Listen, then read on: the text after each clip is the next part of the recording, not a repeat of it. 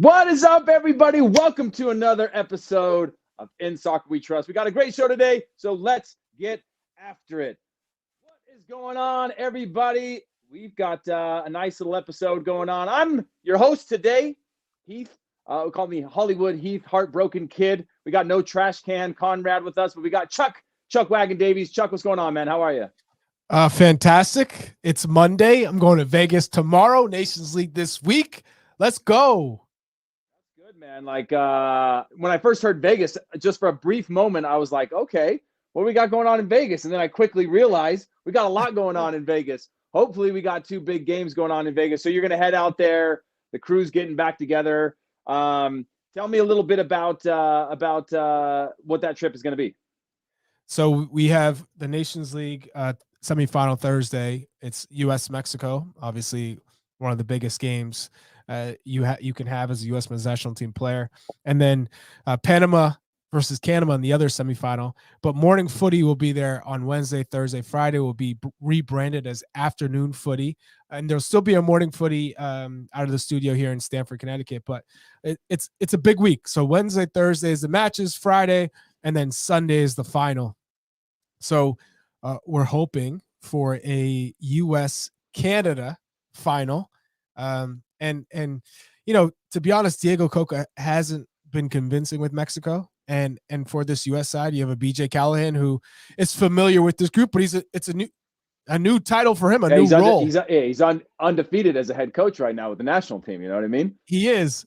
I told him, how does it sound to have Nations League champion on your resume? So that would be a mighty fine accomplishment as someone who's come in as a caretaker, interim manager, and to get the job done. But again, I think what's the best part about this job for BJ is he's been with this group for a while. He's seen it from you know a third removed position, right? As an assistant coach, he's watched this group. He's familiar with them. They know what he's about, and he's coming in being. We're not changing this drastically.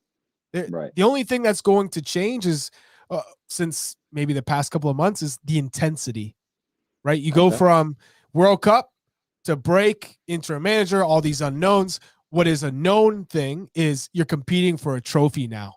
This is to go and win a trophy. So intensity, morale, it's all going to come together. Everything's boosted.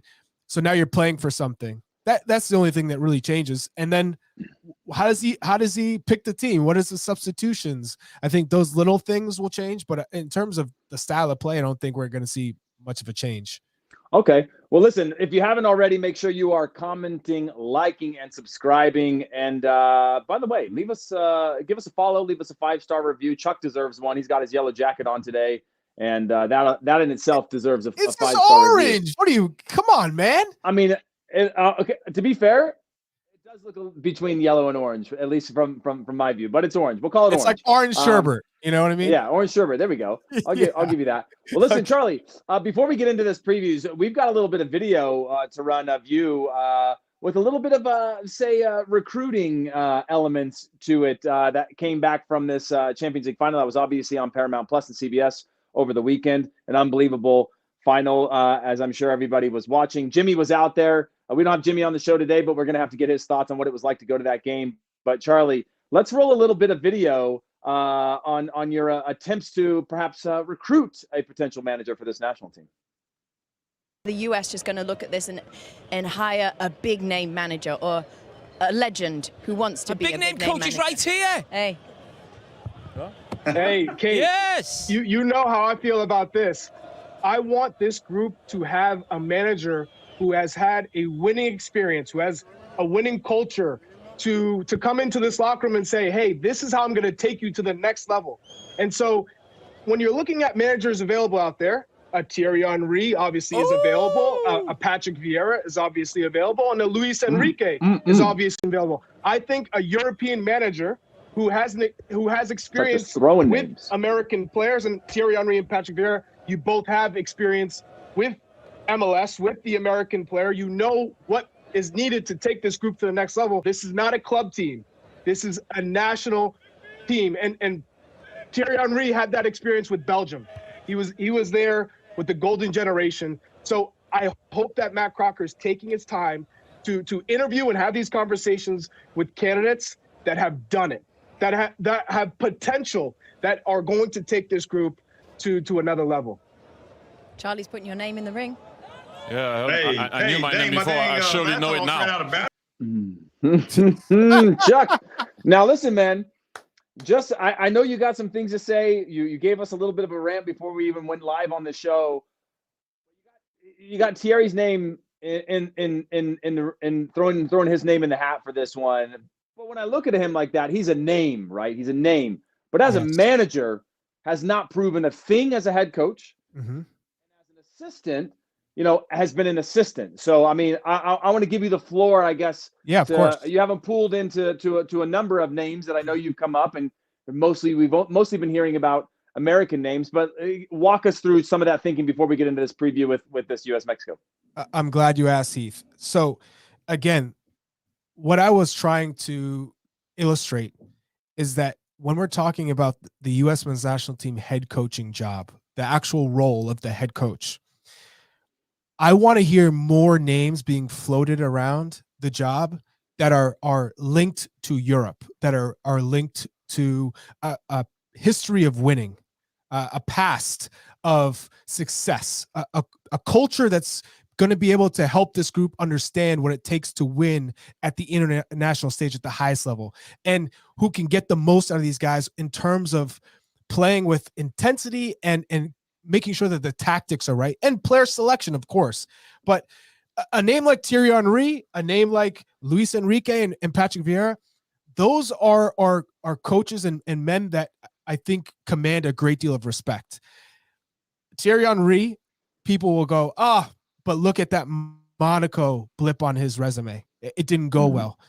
Well, I think if you look at coaches, people don't typically mention Ancelotti in Everton. It was going down south real quick. That would have been a blip on his resume.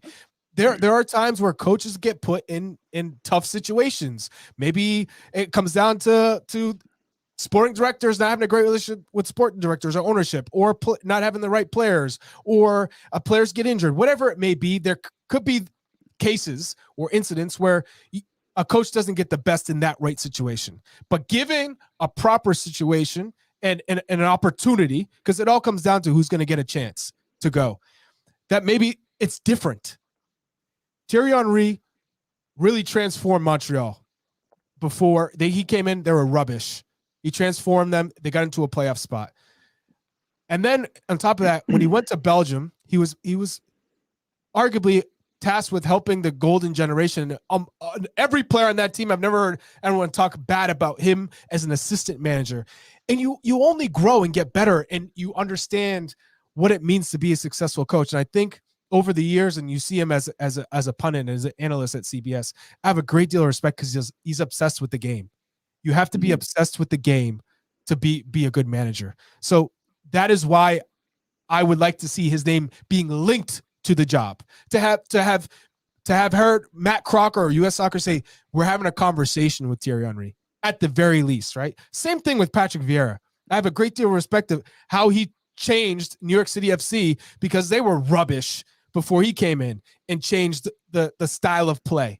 And it was an attractive style of play. Then you go into a Luis Enrique. He's won trophies at Barcelona. This is a well-respected manager. And all three have played the game at the highest level. Assistant coaches, I'm sure, will come in, strong resume, strong background. But ultimately, the reason why I'm saying these names is because I want to see a European or foreign manager to come in and help these players build on what they've already built. And I don't see the names that have been linked will take this group to the next level at the highest stage to win, to, let's say, get into a World Cup semifinal, being able to play different styles, being able to change the tactics, not playing one way or the highway. I want a manager to come in and say, okay, guys, we're playing Brazil, we're playing France, we're playing Germany, we're playing the Netherlands, whoever it may be, we're going to change the style. We're not going to be just relying on athleticism. We have that, but let's control the ball like we did against England with Berhalter. We just didn't have a 9. Now we have a 9. So how do we advance this group? And I think from a tactical standpoint, we need a manager who has those ideas, who understands creativity. And Gregg did a fantastic job of getting the group to this stage.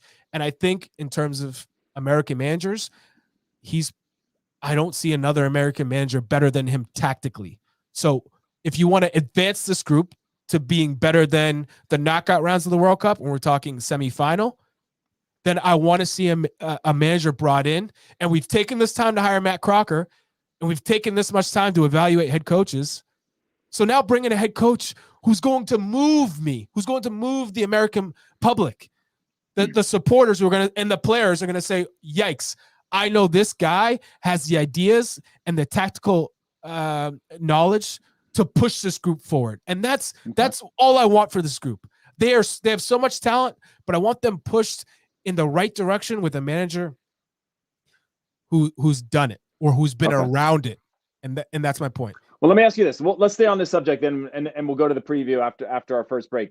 Then if you're talking about Luis Enrique, Thierry Henry, Patrick Vieira, there's some shouts for obviously Materazzo. There's some shouts for other managers that are out there available. I mean, where do you rank them, right?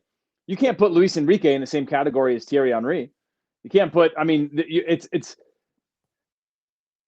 put Steve Cherundolo in the same category as a Thierry Henry, except Steve Cherundolo's won it at the club level. Thierry Henry hasn't. Yes, he transformed Montreal, but he spent most of his time as an assistant or not managing over the last few years, right? I think that would be a big, I'm not saying he's not capable, but we're saying, there's a lot of criticisms right now of Gregg Berhalter for what he did. And then I look at Steve Cherundolo like, yeah, he just got beat by a young manager from Leon.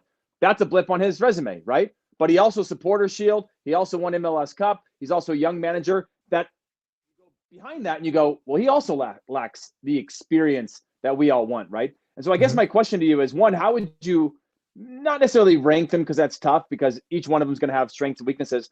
But more than anything, do you feel like we're over focusing on 2026 as if it's just the end goal for everything, instead of it being, yes, we do want to reach a semi, but we still need to keep moving forward. We need somebody who's going to move this national team forward. Or why would you think these names wouldn't move it forward? Is my question. Why would you think that any of these names would hinder this group?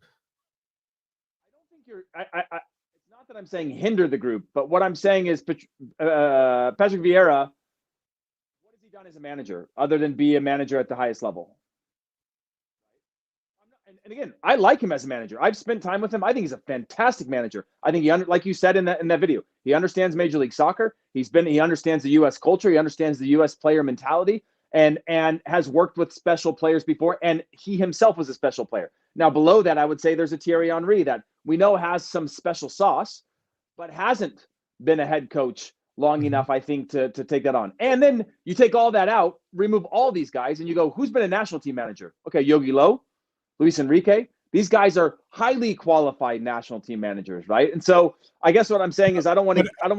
Maybe they're a little 100%. And I hear exactly what you're saying. Yugi Low is 63 years old, right? And I think Matt Crocker is looking towards getting a younger manager who has this fire, ambition. Not that Yugi Low doesn't have fire and ambition, but I think in his mind, our president is 96 years old, man. You can be anything you want. Yeah. So I see a shout of Hugo Perez. I think that would be another phenomenal name to put into the hat for a potential role as head coach in this group. He's dealt with them in the youth national team, and he's done a fantastic job with El Salvador. So that should be a name that's also being considered and talked about. I'm just saying, in terms of American managers, I think Gregg Berhalter is the best tactically. I've seen his work. I've played against him as a coach. I know how this group respects the hell out of him at the way he handled this team to get them to where they are now. But to go above that, to go beyond what Gregg has done, you need to get a name that has been in these circles, has been a part of winning cultures. I mean, Thierry Henry, maybe he hasn't won a World Cup, but he's been an assistant manager where the team gets to a semifinal, and he's also won the World Cup as a player. Those are two experiences you can't take away from, and puts them in a different stratosphere than any of these other names. games. Same with Patrick Vieira. But what I'm saying is, I would like to just see a manager that's going to inspire not only the players but the supporters, and someone who has the tactical sense of what is needed to win with this group, because it feels like they still have a ways to go to reach their potential. And so when you ask why is people kind of feeling like putting all the eggs in their basket for the 2026 World Cup, because this is the most realistic sense of getting to a semifinal that there's ever been, because the quality is that high, and there's only more youth coming in, right, that are pushing this group to higher levels. So I think Balogun is really what has pushed the expectations to a new level, right? Because now you have a striker who can open up space for everyone else, who can score goals himself, and is good on the dribble, right? So I think that's why I'm so bullish on looking at whether it's poaching a manager who's already in a fantastic situation at a club level that's maybe looking to move out of it, versus maybe an up and coming manager who hasn't had the opportunity, but given the chance, maybe takes this group to that level. Yeah, that's well said. And we're going to get more into that, obviously, as the summer develops through Nations League and Gold Cup. But we're going to take a quick break. When we come back, we got the U.S. and Mexico preview, so don't go anywhere. Absolutely magisterial here.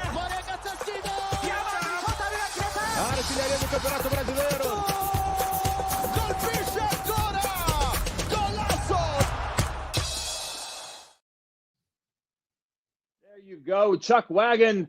Welcome back, everybody. We're getting into the U.S.-Mexico preview now. Obviously, there's been some comments coming out. I think we've seen Balogun have some comments around like what a moment to have a breakout within the team. We've seen comments from Ricardo Pepi on him being a great guy. Personally, for me, it's going to make me better. I'm going to make him better. It's a lot of competition on our spot, but he's a good guy coming in for his debut, and that's a positive. There's a lot of momentum around this, Charlie. You just said it before the break. And by the way, you can catch this game on CBS Sports June 15th, 10 p.m. Eastern time. And then obviously that's going to be exclusively on Paramount Plus. But after that game, we're going to be going live to do a recap on that. So make sure you tune in for that as well. Heath, but Charlie, I got triggered. I'm not gonna lie. No. See, this is why. Hey, listen, just so everybody knows, we came in late because I had a little technical difficulties. I'm on my iPad right now, so I can't see comments, for the record. So if you're triggered by a comment, good for you. I'm doing Lord's work staying out of this today. Hey, Heath, right from Tom. Charlie saying Berhalter is tactically good is the single worst take I've ever heard. Tom, this could not infuriate me anymore, because put some respect on this man's name, Gregg Berhalter. I'm the first person to give credit when credit's deserved, and I'll critique when it's needed. And in the World Cup, he didn't get player selections right. But in terms of tactics and getting the team to play, if you watch that England game over again, tell me he didn't get the tactics right, because that was a tactic. He was tactically. He gave a masterclass to Gareth Southgate. Chuck, you're gonna have to save those thoughts on Tom. You're gonna have to save those thoughts on Tom. Don't tell me he's not tactically good, because Gregg Berhalter is tactically good, but sometimes he overthinks it or he overdoes it, and then the player selection starting Jesus Ferreira against the Netherlands was bad. That was bad, and he knows it. You looking back at it, that's not a good decision. But don't tell me he's not tactically good, because he's a good coach. He is. Done. Yeah. All right, Chuck. All right, fair enough. So let's look at this matchup between Diego Coca and BJ Callahan. Who is there? I mean, I don't want to say there's no pressure on BJ, but there is, right? Nobody just goes into this game being like, win or lose, like I'm just the temporary guy. But who do you think there's more pressure on, and who do you think has the edge just from a managerial sense going into this game? Diego Coca has all the pressure in the world on him. There's not a single ounce of pressure on BJ Callahan's shoulders. Nada. Nilch.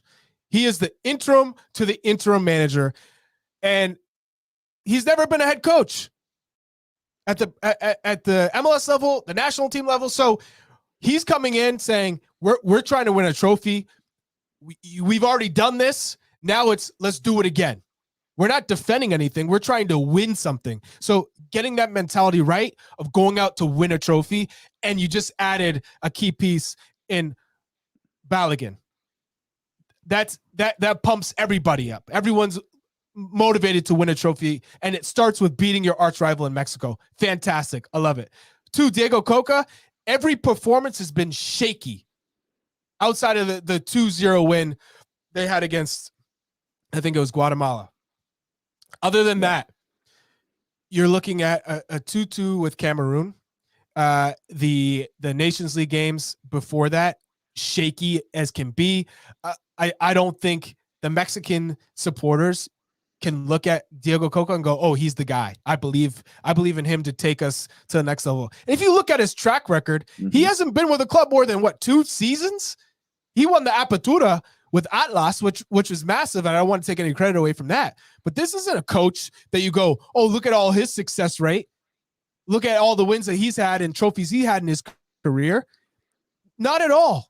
And he's not right now getting the best or giving you the hope that he's going to get the best out of this group. So this is the right time to go against this Mexican side. And they don't have a player that strikes fear into you at all. They're not a team that makes you chase the ball for 90 minutes either. Well, I played against the Mexican side where if you had possession, you were like, oh, thank God. And you're trying to keep it because you're dead tired from chasing the ball the whole game. They're not a team like that anymore. So they don't have an identity. They're not that threatening. If there's ever a time to go out there and press the hell out of the Mexican side and push the tempo, it's now. And so, the pressure's on the Mexican team. Just a reminder for everybody, this is streaming live on Paramount Plus. The ultimate international soccer rivalry is renewed when U.S. takes on Mexico in the Concacaf Nations League semifinals. The U.S. has 2 wins from defending their title, and it's once again Mexico standing in their way. This time in a semifinal, which is less than ideal, but we'll take it. Looking for revenge, obviously, against the U.S. This is more than just a match. This is a battle for regional bragging rights. USA versus Mexico this Thursday, 10 p.m. Eastern time. That's 7 p.m. Pacific time. Streaming live exclusively on Paramount Plus. Try it free at ParamountPlus.com/live sports. You don't want to miss out on that. Chuck, let's get into your starting 11, because I think that's a really, really important factor of getting ready for this. There's a lot of mystery, right? A lot of moving pieces going into this one. Players, our key players maybe not playing as much at the club level. We've got some injuries in the national team. We've got some players needing maybe minutes to move on. We've got the Gold Cup being coming into balance this summer. So what do you want to see in terms of a starting lineup in this match? Well, one, I want to shout out to everybody watching the show live in the YouTube section. I see all the comments. Respect. I got my one trigger out of the way, so I'm good now. And here we go. And people are right, because it was a fantastic job from Gregg Berhalter in the England game, and then equally as bad in the Netherlands game, where he was outcoached. The tactics weren't right. So there is that give and take, right? So all love. And then for this game against Mexico in the semifinal, the final's not guaranteed. So you play your best players in this one to win. Matt Turner's in goal. Left back for me is Anthony Robinson. Left center back, I'm going Chris Richards. Right center back, I'm going Miles Robinson. Right back, I'm going Dest. D mid, I'm going Musa. And Musa alone, I think he can handle that. And especially because of this Mexican side, there's not a real aerial threat in this team. So you should be able to possess the ball in this against this Mexico side. So I like Musa as a lone 6, and then Weston and Gio Reyna playing as more of an 8, but higher up the pitch, and then a 10 for Gio. We saw Weston how good he was in the England game, in particular, being able to float wide, create some overloads in the wide area, but not losing possession, making good passes. When he's simple, he's very effective. It's when he tries to complicate things by taking too many touches, that's when things can get rough. But keep it simple, and Weston's good. And then left, we're sticking with Christian. Left, up top, Balogun, and then the wide right, we need Timothy Weah, because Weah, the way he runs those channels, we know he can play defense too. He'll track back. He's a hard worker, but you can't replace his pace. Getting behind, stretching the back line. More pace with Balogun and Christian means there's more room underneath. So Gio Reyna will have a little bit more room. I could not be more hyped about this starting 11, and then you have a Ricardo Pepi who's hungry as hell. If there's ever a need for a goal or for a link-up play to play with two strikers, Pepi and Balogun, or just getting another striker on, you have Pepi waiting in the wings. Yeah, I fully agree. I actually don't disagree with that lineup at all. I think, again, I still believe that there could be a nod towards Ricardo Pepi and the comforts of a player who's been in these matches before. But I'd like to see Balogun as a starting one. The worry for me. So you're flipping. Did I flip? No. I never said that I flipped. I want Balogun. My positioning was always that what it's like coming into a team or a national team, like especially in a game against Mexico. How many coaches are like, oh yeah, just put that guy out there because he's good enough, and then try to see if he can find a rhythm. Because how often do you get a Balogun coming to your team? I mean, you don't. There's a big difference. It's not like but you got him from here on out. Is my point. And that integration into the squad and time spent and on the field together. There's those types of things of just patterns of play that he can do it all better than Ricardo Pepi at this point. But whether or not he's integrated into that group to know kind of how are we going to play, what's the system, what's it like to play for the national team. They talked a lot about guys in the past with coaches within the national team saying, they need time to understand the way in which we play, the way the expectations put upon us. Hey, spicy pineapple, we flipped them. We flipped them. No, I'm not flipped. Go. We flipped. Listen, I was always on this one. But what I will say though, on this, my worry is when you look at the team that you just put out, right? Matt Turner not playing minutes. Richards not playing minutes. Are we worried about Turner though? No. But I'm just saying, I'm painting a picture, right? Okay. Not playing minutes. Robinson minutes, but he's had a little bit of both Robinsons have been playing. You've got Richards not playing minutes. You've got Des not playing minutes. You've got Yusa playing sparingly. You've got McKennie playing minutes. You've got Gio Reyna not playing. You've got Christian Pulisic not playing. It's a whole lot of moves this summer. Yeah, it's a lot of moves. And again, it shows you how quick the world shifts, right? We go into our World Cup, come out of the World Cup. These guys were all young stars playing, getting linked everywhere, blah, blah, blah, blah, playing consistent minutes. You come out of the backside, we've got an entire, half of our roster going through the dip, right? And they're all around that same age, playing at same club level. And it's worrying to me, but I think it's a big growth moment for these guys now to come back into the national team, get some form, get the move for this summer, because it's less than ideal to have that many guys not what I think is 90-minute fit. Going into a game against Mexico, who can stretch you out. We saw in the Nations League last year, they can pull you apart, and for long periods, you got to defend and be disciplined. That's a little bit worrying for me, but I don't disagree with that lineup. Do you think that there's any, not what you want, but what you might see? Do you think there's maybe a De La Torre that they're safe with in the midfield instead of a Reyna, who's a more attacking option, or is there a Brendan Aronson somewhere in there? No, I think that's the team. You're going with your best 11. That is the U.S.'s best 11. And I see Life of Bry, constant listener, saying right over Balogun. I'm not taking the bait on there. Nope, not going. No triggering for me. But no, I look forward to seeing this team and these tactics. I think the team will be a little bit more progressive. That the only difference is they're probably going to be playing with a lot more intensity and tempo against this Mexican side because, like I said, it's a vulnerable L3. You go after them. Mm-hmm.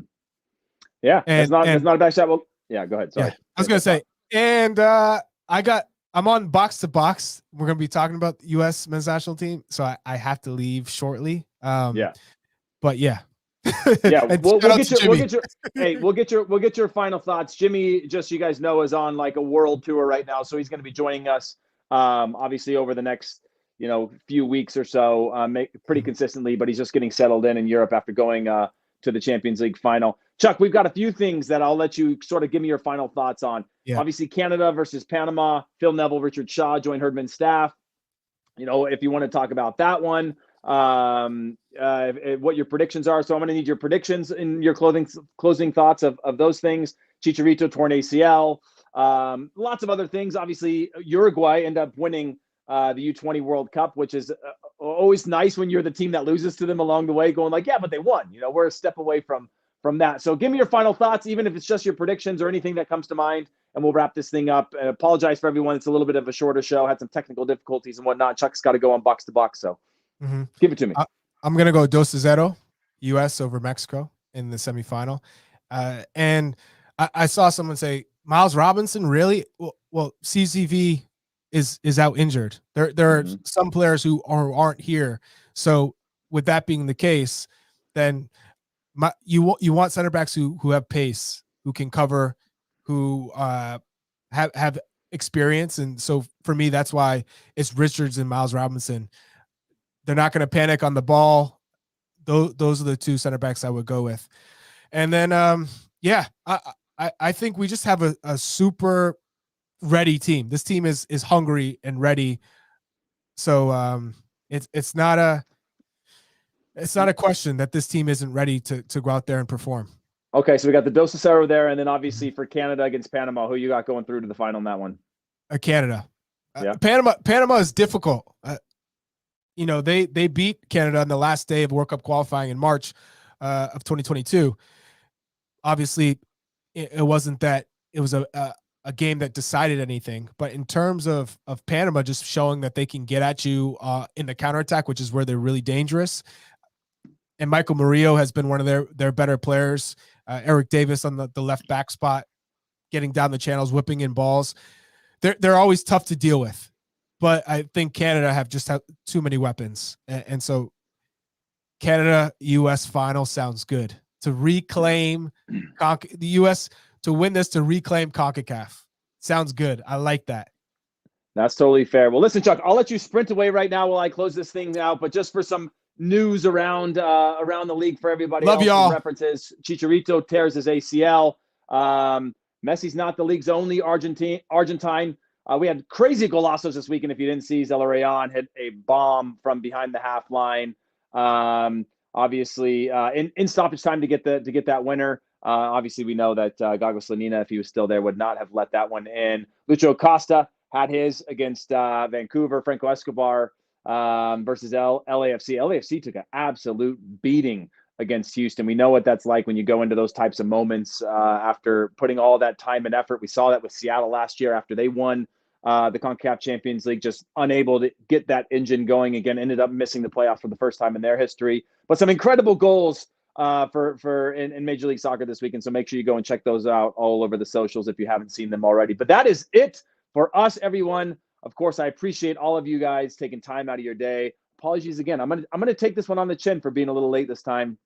Had some technical difficulties, but I'll make sure those are cleaned up because we will be back with you again Thursday, right after the U.S.-Mexico match. Obviously, we want to see the U.S. win this one and go into a final, but we'll be with you right after that match to do our usual U.S. men's national team recaps and reviews, which is one of my favorite ones. And you guys come in masses and we all argue and have a good time. Hopefully it's around positive news, but if it's not, we will go after it the way that we do normally. But if you haven't already, take a minute to leave us a rating and a review on your favorite podcast platform. We're on Apple Podcasts, Spotify, Stitcher, anywhere you listen to your podcasts.